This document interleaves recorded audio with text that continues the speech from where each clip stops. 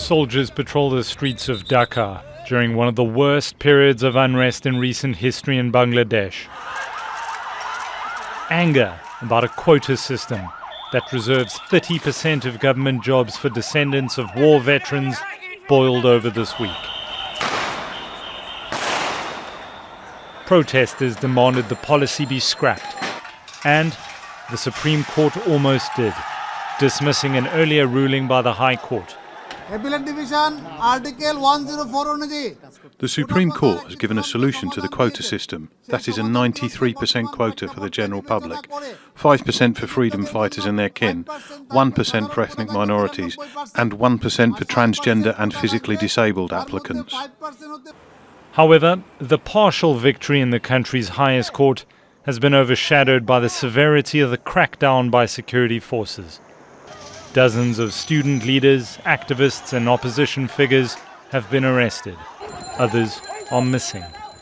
The exact numbers of the dead, injured and arrested are difficult to confirm, with a communications blackout and nationwide curfew in place.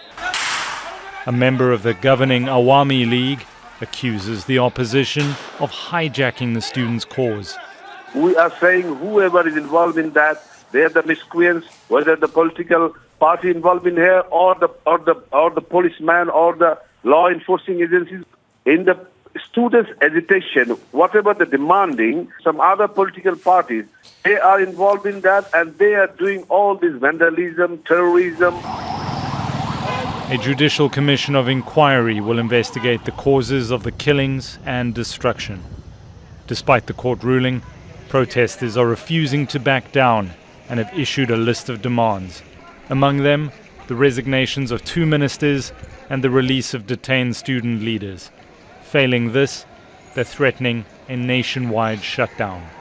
Mike Lappel, Al Jazeera. And Tanvir Chowdhury has the latest from Dhaka.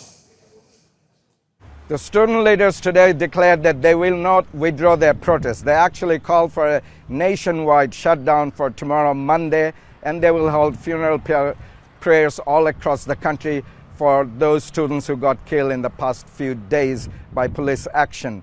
The situation in the country still remains very tense and volatile. There's been crackdown by police and the military in different locations in the capital Dhaka and other parts of the country. There has been casualties even today. Now, the government has been blaming squarely everything on the opposition political party for the destruction and damage to public property and calling them creating anarchy in the country.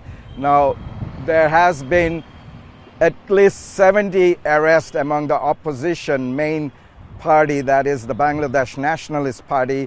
One of the key student leader, Nahid Islam, was picked up by detective police day before. His whereabouts is unknown. His family went to visit and see if he's there in the detective police headquarters. They denied that he was taken. There was other politician, a student leader who became a politician, Nurul Haq Nulu, was also picked up and his whereabouts is unknown. So there's a lot of detention of students being picked up by detective police and they're denying that they've been picked up. This is a serious concern because Bangladesh has a record for extrajudicial killing and as well as police picking up people without their trace. So there is a lot of concern within the community and the country is in full blackout, communication blackout. There's no internet. Telephones are troublesome. It takes several tries before you can get through.